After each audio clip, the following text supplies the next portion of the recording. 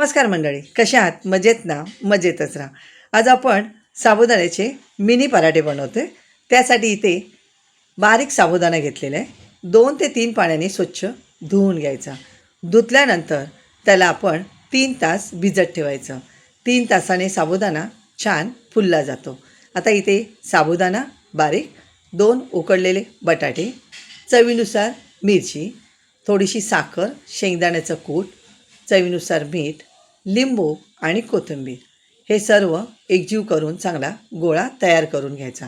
इथे सर्व तयार झालेला आहे गोळा आपला. बटर पेपरला थोडंसं तेल लावून इथे आपण हाताने किंवा मी इथे डिशचा वापर केला आहे आणि त्याने छान असे छोटे छोटे मिनी पराठे तयार करून घेतले. पॅनला थोडंसं तेल लावून हे मिनी पराठे दोन्ही बाजूने मीडियम गॅसवरती खरपूस असे भाजून घ्यायचे.